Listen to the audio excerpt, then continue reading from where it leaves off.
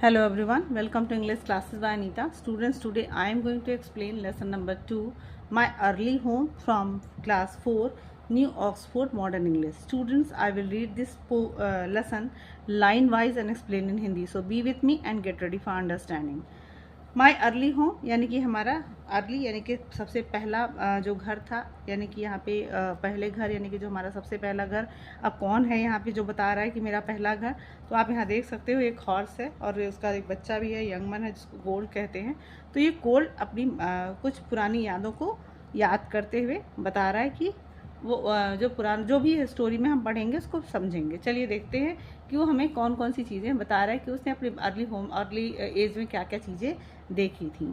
तो कहता है the first place that I can will remember was a large pleasant Medo with a pond of clear water in it. तो कहता है जो सबसे द फर्स्ट प्लेस यानी कि जो सबसे ज़्यादा मुझे पहली जगह जो याद है, that can I will remember, जो मुझे ज़्यादा अच्छे से याद है, वॉज अ लार्ज प्लीजेंट मेडो, जो कि एक बहुत बड़ा सा बहुत ही खुशनुमा घास का मैदान था, with a pond of clear water in, जिसमें एक बहुत ही साफ पानी का तालाब था। Some shady trees leaned over it, कुछ छायादार वृक्ष उस पर झुके हुए थे। And rushes and water lilies grew at the deep end, और उस पॉन्ड में रसेस का मतलब होता है कुछ वो सरकंडे जैसा कुछ होता है, वाटर लिलीज मतलब कुछ कुमुदनी या कमल जिसको कहा जाए। तो बताता है कि उसमें कुछ रसेस और वाटर लिलीज के पेड़ भी उसमें जमे मतलब कि उसमें उगे हुए थे। Over the hedge on the one side we looked into a plough field. तो ओवर द हेज यानी कि जो उनकी जो दीवार थी, हेज थी, उससे एक तरफ देखने पे उन्हें एक जुता हुआ खेत दिखाई देता था। And on the other we looked over a gate at our master's house, और दूसरी साइड हमारे हेज से दूसरी साइड हमारे घर जो मालिक का घर था, हम उनके अपने मालिक के घर को देख सकते थे। Looked over a gate at our master house यानी कि हम अपने मालिक के घर के गेट की तरफ देख सकते थे। Which stood by the roadside, जो कि एक रोड के किनारे खड़ा यानी कि एक रोड के किनारे था। At the top of the Medo was a group of a फिर ट्री, और उस घास के मैदान के एक तरफ टॉप पे ग्रुप यानी कि कुछ ग्रुप ऑफ फिर ट्री यानी कि कुछ जो फिर मतलब होता है देवदार, तो कुछ देवदार के पेड़ों का झुरमुट था। And at the bottom a running brook every overhung by a steep bank. तो एट द बॉटम यानी कि उसके तलहटी में एक ब्रूक मतलब कि एक झरना कहें या फिर नाला कहें, overhung by a steep मतलब बहता हुआ एक नाला था। While I was young I lived upon my mother's milk, यानी कि जब मैं छोटा था तो मैं सिर्फ अपने मदर के दूध पे ही डिपेंड था। As I could not eat grass, क्योंकि मैं घास नहीं खा सकता था। In the daytime I ran by her side, दिन में मैं उसके आसपास दौड़ता रहता था। And at night I lay down close by her, और रात में उसके बगल में मैं सोता था। When it was hot we use to stand by the pond in the shade of the trees. तो कह रहा है कि जब व्हेन इट वाज हॉट मतलब जब बहुत गर्म मौसम हुआ करता था, गर्मी हुआ करती थी, तो हम यूज टू स्टैंड मतलब हम लोग खड़ा हुआ करते थे कहाँ पे? पेड़ की छाँव में, ऑन द ट्रीज यानी कि पेड़ों की छाँव में, जो पॉन्ड के किनारे जो शेड था उसे पेड़ों की छाया में हम लोग खड़े हुआ करते थे। And when it was cold we had a nice warm shed near the grove. तो और जब ठंडा पड़ता था तो हमारे पास एक बहुत ही नाइस, बहुत ही सुंदर गर्म शेड हुआ करता था उस पेड़ों की झुरमुट के पास।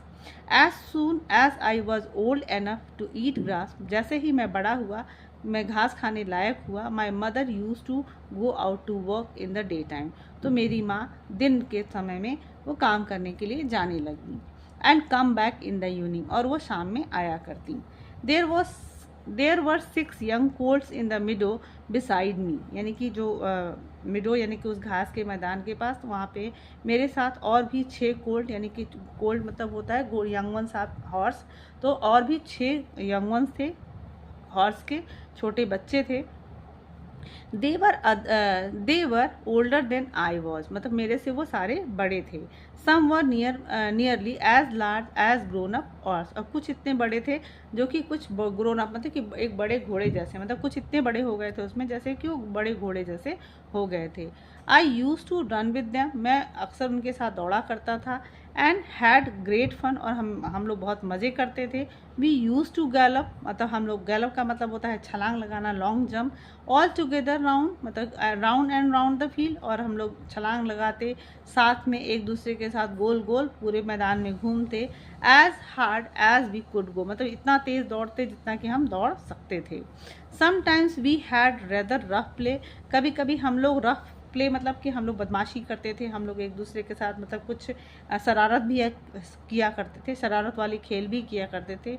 For they would frequently bite and kick as well as gallop, मतलब कि जब वो छलांग लगाते थे, गैलप करते थे, तो उछलते थे, तो अक्सर वो फ्रिक्वेंटली मतलब अक्सर वो क्या किया, फ्रिक्वेंटली मतलब बार बार वो क्या करते थे, एक दूसरे को काटते थे या फिर लात मारा करते थे, किक मारा करते थे। One day when there was a good deal of kicking, मतलब कि एक दिन जब ये जो किकिंग का या मतलब लात मारने का जो काम था वो बहुत अच्छे से चल रहा था, यानी कि हम लोग खेल रहे थे। My mother wind to me come to her, तो माई मदर विंड मतलब वाइंड मतलब होता है, विंड मतलब होता है कि जो घोड़े हिनहिनाहट मतलब हिनहिनाते हुए मेरी माँ ने मुझे अपने पास बुलाया। एंड देन शी सेड, और तब उसने कहा, I wish you to pay attention to what I am going to say to you, तो आई विश यू मतलब मैं चाहती हूँ कि तुम उस पर ध्यान दो जो भी तुम्हें मैं आज कहने जा रही हूँ। The colts who live here are very good colt, तो कहती कि जो भी यहाँ पे जो घोड़े के बच्चे हैं वो बहुत ही अच्छे घोड़े के बच्चे हैं। But they are cart horse colts, मतलब कि वो सिर्फ घोड़ा गाड़ी खींचने वाले कोल्ड हैं, यानी कि जो उनके जो वो जो हॉर्स के बच्चे हैं वो घोड़ा गाड़ी खींचने वाले घोड़ों के बच्चे हैं। End of course they have not learn manners, और अवश्य ही उन्होंने बहुत अच्छे मैनर्स यानी कि अच्छे व्यवहार उन्होंने नहीं सीखे हैं। You have been well bred and well born, मतलब कि तुम एक बहुत ही अच्छे नस्ल के और अच्छी नस्ल में पैदा हुए हो। Your father has a great name in these parts, और जो तुम्हारे पिता का जो नाम था इस पार्ट में यानी कि इस जो एरिया में, इस जो जहाँ पे हम लोग रहते हैं उनका एक नाम था, फेम था।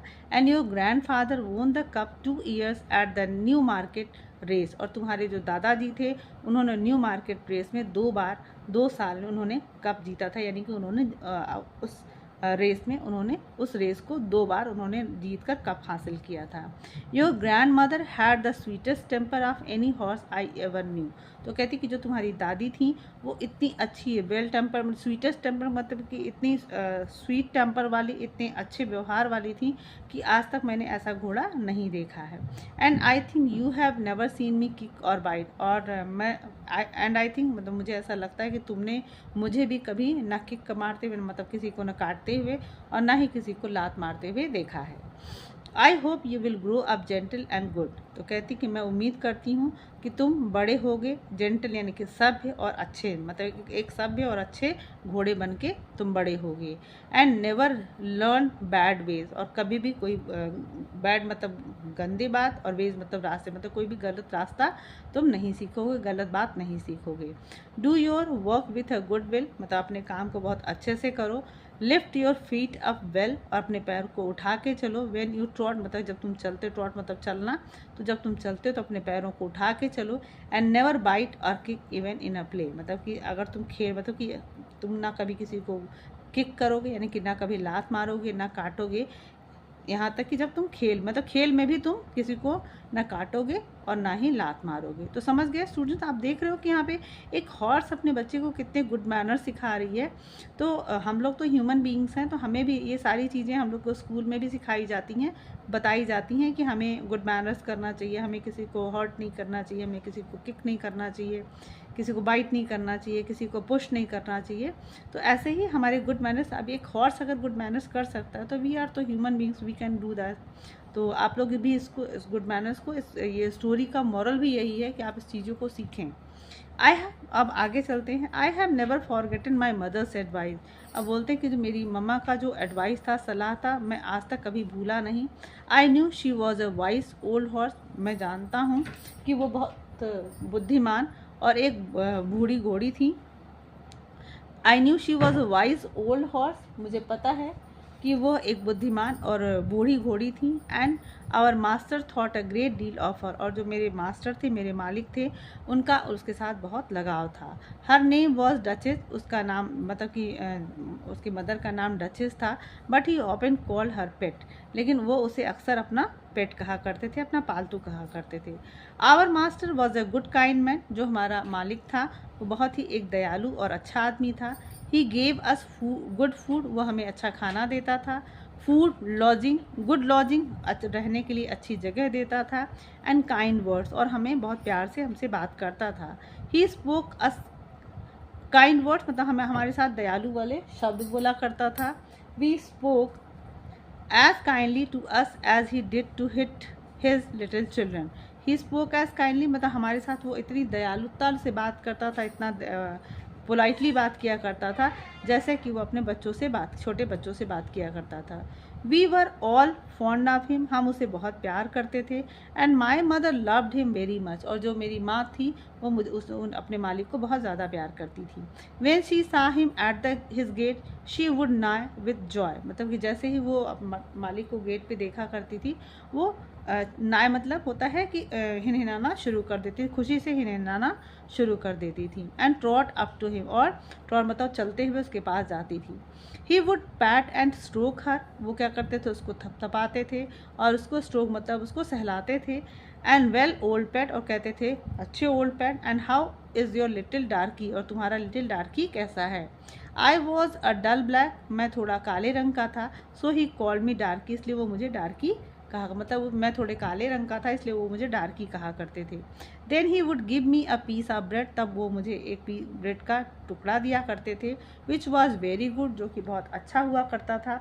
And sometimes he brought a carrot for my mother, और कभी कभी वो मेरी माँ के लिए गाजर भी लाया करते थे।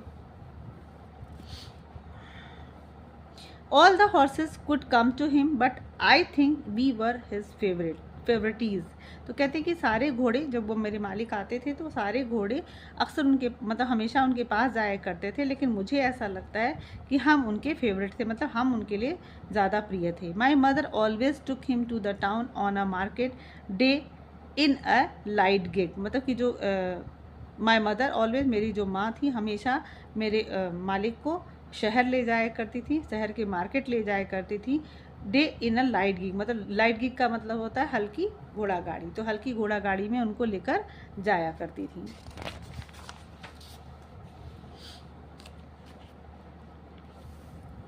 There was a plough boy, अब वहाँ पे एक प्लो बॉय था, मतलब कि एक किसान का लड़का था।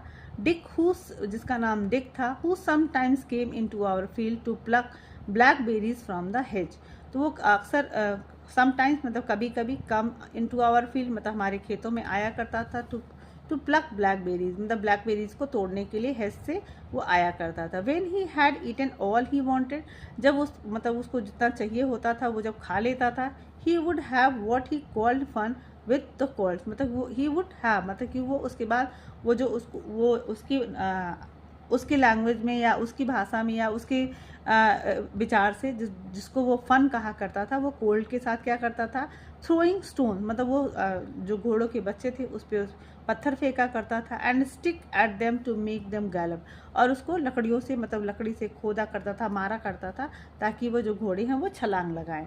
We did not much mind him for we could gallop off, मतलब कि हम लोग बहुत ज़्यादा उस पर ध्यान नहीं दिया करते थे। वी कुड गैलप ऑफ, और हम लोग मतलब कि छलांग नहीं लगाना चाहते थे। But sometimes a stone would hit and hurt us, लेकिन कभी कभी वो जो स्टोन होते थे वो हमें लग जाते थे और हमें चोट भी पहुंचाते थे। One day he was at this game, जब वो एक दिन वो क्या था कि जब वो अपने गेम पे मतलब कि जो अक्सर हुआ किया करता था, वो कोल्ड के साथ फन करने के लिए उन पे स्टोन करता था, स्टिक करता था, तो वो अपने इसी काम पे लगा हुआ था। And did not know that the master was in the next field, उसको ये नहीं पता था कि जो हमारे मालिक थे वो दूसरे खेत में थे। बट ही वॉज देयर, लेकिन वो वहाँ पे थे। Watching what was going on, और वो वहाँ से देख रहे थे कि क्या हो रहा है। Over the hedge he jumped in a snap, मतलब अचानक से उन्होंने उस हेज के ऊपर से छलांग लगाई। And catching Dick by the arm, और उन्होंने डिक को हाथ से पकड़ लिया। He gave him such a fright as made him roar with surprise, तो he gave him such a fright, मतलब उन्होंने उसको इतना डरा दिया, fright as made him roar with surprise, वो अचानक से इतना सरप्राइज हो गया कि वह रोर मतलब चिल्ला दिया। As soon as we saw the master we trotted up nearer to see what went on, तो जैसे ही हमने अपने मास्टर को देखा हम लोग भी उनकी तरफ दौड़ते हुए पहुँचे कि मतलब ये देखने के लिए कि क्या हो रहा है। बैड बॉय ही सेड, उन्होंने कहा कि गंदे लड़के। Bad boy to chase the colt, मतलब कि तुम गंदे लड़के हो और तुम घोड़ों को मतलब बच्चों को परेशान करते हो, उसका पीछा करते हो। This is not the first time, ये पहली बार नहीं है, नॉट द सेकेंड, दूसरी बार भी नहीं है, but it shall be the last, लेकिन ये लास्ट मतलब कि ये अंत होना चाहिए, अंतिम होना चाहिए। मतलब ये पहली बार तुमने नहीं किया, दूसरी बार भी नहीं किया, लेकिन अब ये लास्ट होना चाहिए, मतलब इसके बाद अब ये बात नहीं होनी चाहिए। There take your money and go home, तुम अपने पैसे लो और घर जाओ। I shall not want you on my farm again, तुम मतलब मुझे आई शैल नॉट वॉन्ट मतलब मुझे तुम अब हमारे खेतों में नहीं चाहिए, मतलब तुम अब हमारे खेतों में काम नहीं करोगे। सो वी नेवर सा डिक एनी मोर, अब इस तरीके से हम लोगों ने फिर उसके बाद डिक को कभी नहीं देखा। ओल्ड डैनियल, अब the man who looked after the horses, अब एक और आदमी है जिसका नाम ओल्ड डैनियल है, जो कि घोड़ों को मतलब जो हमारे जितने भी घोड़े थे वहाँ पे उनकी देखभाल करता था। वह जस्ट एज जेंटल, वो उतना ही दयालु था एज आवर मास्टर, जैसा कि हमारे मास्टर थे। So we were well off, और इस तरीके से हम लोग वहाँ बहुत अच्छे से रहा करते थे।